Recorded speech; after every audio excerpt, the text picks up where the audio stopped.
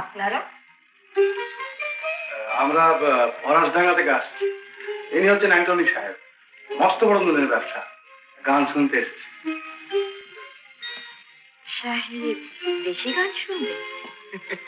সাহেব হলে কি হয়, বাঙালিদের মতো বাংলা বলে আর বাংলা গান খুব ভালোবাসে। আচ্ছা, সাহেব তাহলে তোমাদের রসিক লোক। কিন্তু আমি তো গান শোনাতে পারবো না। কেন? আমরা টাকা দেবো, যা লাগে। নিশ্চয়ই আমরা টাকা দেবো। টাকা নিয়েও আমি গান শোনাই না। ফরাসিদের সরাইখানায় অনেক রাত পর্যন্ত নাচ গান হয়। তোমাদের সাহেবকে সেইখানে নিয়ে যাও বরং। আমি না।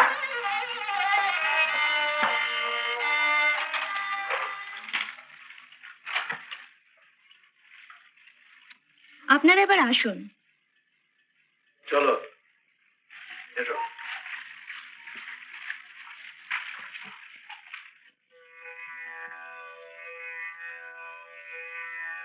আমাকে জ্যান্ত মেরে রেখে গেল গা।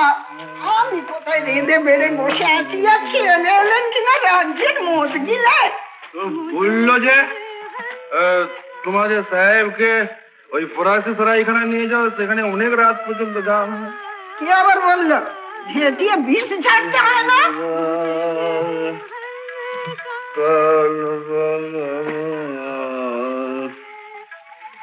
গিরি গিরি না, ঘিরি ঘিরি করতে হবে না, এখন ভালো হয়ে শুয়ে পড়।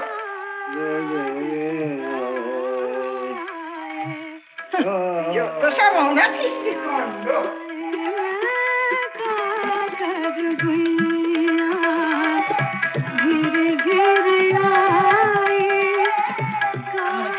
বড় গুদমের মাল তুমি এখানে আনলে কেন? কি যে কোন, তাল ফুটা হয়ে গেছে না, ঝপঝপাইয়া জল পইয়া যাইতাছে।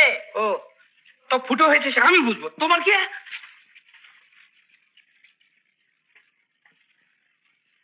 এই যে sir, sir rainy season coming. হয়েছে কি, আমাদের গুদমে সব বড় বড় হোল হয়ে গেছে, জিনিসপত্র সব নষ্ট হয়ে যাচ্ছে। তারপর ধরুন র্যাটস কামিং, একবারে কামিং অ্যান্ড গোয়িং। তাই বলছিলাম আপনি অর্ডার না দিলে আমি তো আই ক্যানট ওয়ার্ক। ও তুমি করিয়ে নিও না বাবা। হ্যাঁ, আপনি যখন বলছেন তখন আই ওয়ার্ক। বলছিলাম কি, এই যে হিসেবটা একেবারে 2 মিনিট। আপনি শুধু একবার চোখ বুলিয়ে নেবেন। তুমি দেখেছো তো? তুমি দেখেছো? হ্যাঁ, দেখেছি। ঠিক আছে। স্মল মাউথে বিগ টক করবো না। আমার বাবা ছিলেন গোঁদরপাড়া জমিদারি এস্টেটের নায়েব। আমার ঠাকুরদাদা ছিলেন লালাবু, ক্যালকাটা লালাবু, লালাবুদের এস্টেটের নায়েব। অঙ্ক ধরুন আমাদের একবার রক্তে বসে গেছে। আপনি এত বড় যোগ দিন, এত বড় এক কথা যোগ দিন, একবার যোগ যোগ। 200 টাকা? না না, অনেক টাকা লাগবে। 200 টাকা কি? না না, ও তুমি করিয়ে নিও না, আমার দরকার আছে। ও আপনি চাইছেন 200 at a time? 200 at a time? আচ্ছা, ইউ যখন ওয়ান্ট আই ম্যারেজ। 200? হ্যাঁ, not a matter of joke.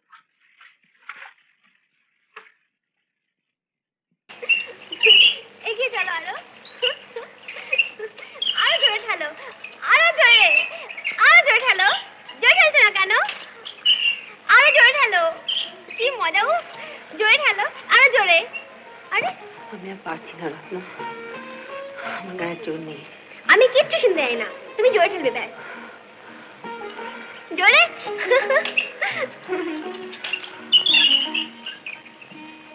আরে ওই তো দাদা আপনি কেন হয়ে যাচ্ছে। এগিয়ে চলো না আরেকটু, আরেকটু এগিয়ে চলো, চলো না। ওই তো দাদামণি, দাদামণি, দাদামণি।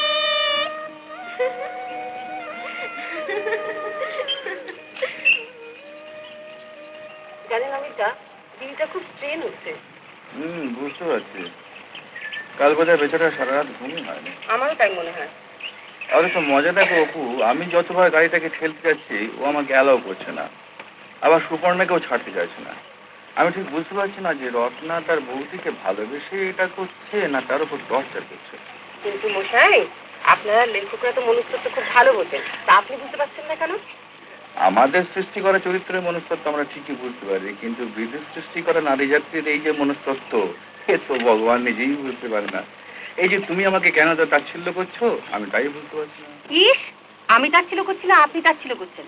আপনার বিয়ের পরে আপনাকে আমি 12টা চিঠি দিতে, আপনি একটারও উত্তর দেননি। লিখলে উত্তর নিশ্চয়ই পেতে। কি, আমি মিথ্যে কথা বলছি? দিদি প্রত্যেকটা চিঠির উত্তর দিল আর আপনি চিঠি পেলেন না? কি বিশ্বাস করে আমি একটাও পাইনি। তার মানে? তাহলে ওই বেটা, সে আবার কি? ওই নারী হস্তাক্ষর বিশারদ, সে আবার কি? পোস্টম্যান। বেশ মিষ্টি মিষ্টি মেয়েদের হাতে লেখা দেখেছে, বেশ বারোখানে চিঠি এগারে গায়েব করে দিয়েছে। আমার শালীর লেখা চিঠি আমার বাড়ির পোস্টম্যান পড়ছে। এখন তো যত দোষ পোস্টম্যানের। তোমার দোষও প্রমাণ করতে পারি। কিরকম? এই যে তখন থেকে বলছি যে চায়ের জন্য আমার গলা শুকিয়ে যাচ্ছে, তা তুমি আমাকে চা খাওয়ার বন্দোবস্ত না করে শরবত খাওয়ার বন্দোবস্ত করছো। এটার মনস্তত্ব কি জানো? কি? তাচ্ছিল্য। আপনি ঘোড়ার ডিমে মনস্তত্ব বলছেন। এই শরবতটা মোটেই আপনার জন্য করা হচ্ছে না, এটা করা হচ্ছে দিদির জন্য। ও বেচারা বোধ হয় চেয়ার ফেলতে ফেলতে ওর গলা শুকিয়ে গেছে। জাগিয়ে দিয়ে আসছি।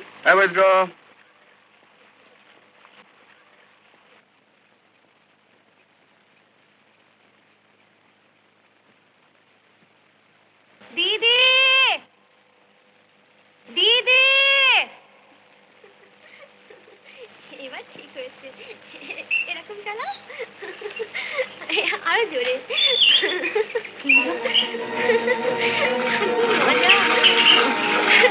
বৌদি, আমি পড়ে যাচ্ছি রে বৌদি।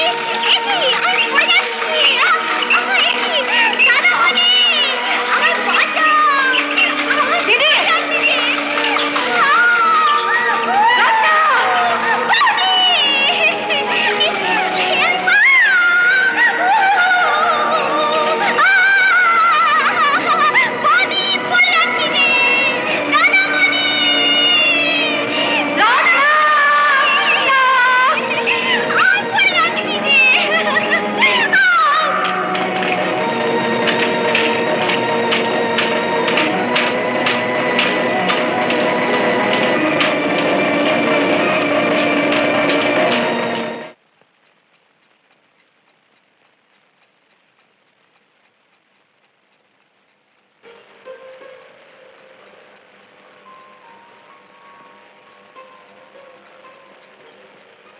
আমি কোথায়? বাড়িতে।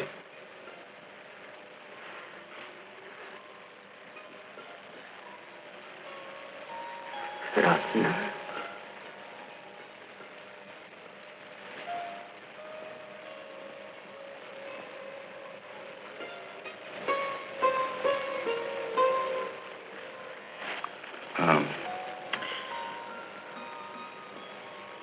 তিন দিন আগে তোমার একটা অ্যাক্সিডেন্ট হয়েছিল, মনে পড়ছে? মনে পড়ছে? তারপর থেকে এই 3 দিন তোমার কোনো জ্ঞান ছিল না।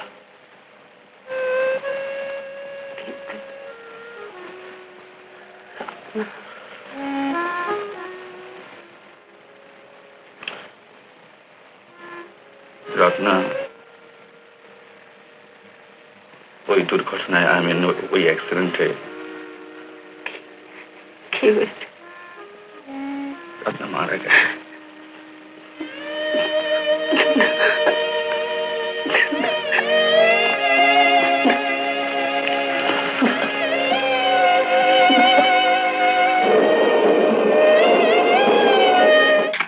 বেশ হয়েছে, বেশ হয়েছে, চমৎকার হয়েছে, বেশ শম্ভু, আমার টাকাটা?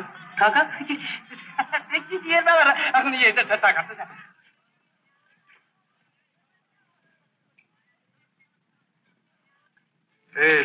হ্যাঁ, আমার টাকাটা? টাকা? কিসের টাকা? আরে টাকা টাকা টাকা, যা যা এখন যা।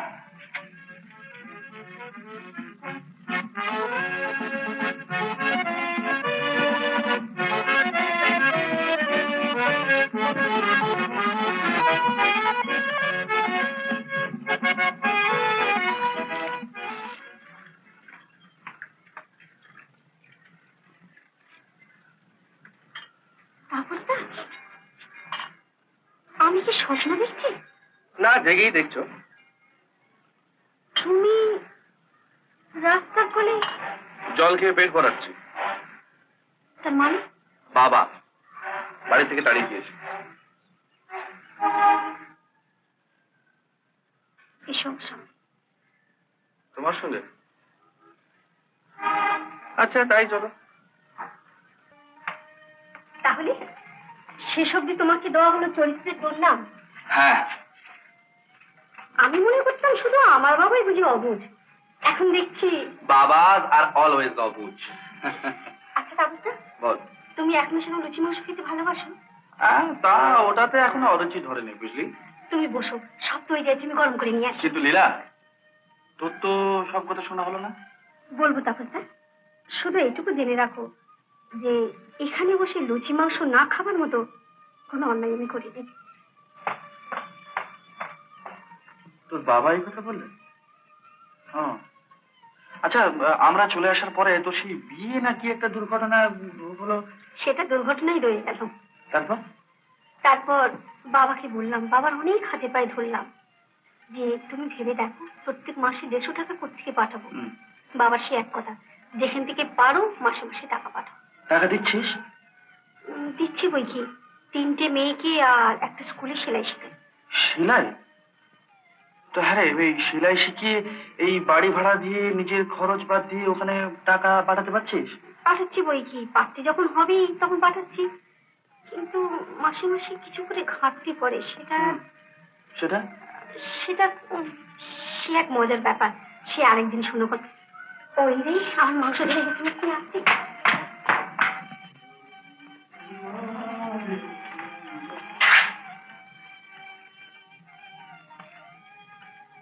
তুমি আবার কে দোস্ত?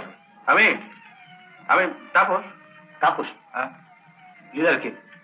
লীলার ধরুন বন্ধু। জবাব নেই, রোজগার নেই, পত্র নেই, বন্ধু আসতে লোক দিয়েছে। লীলা কোথায়? লীলা ওই মাংস লুচি রাঁধতে গেছে। কাঁদতে গেছে? লীলা?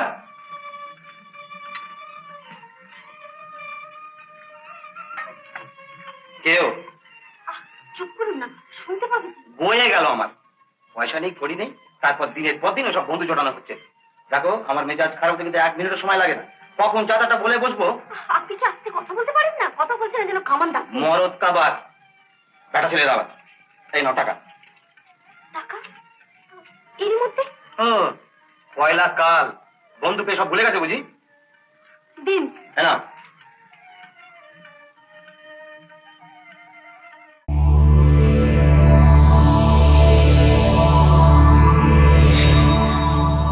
উত্তম কুমারের সেরা সিনেমা দেখতে হলে ডাউনলোড করুন ক্লিক অ্যাপ।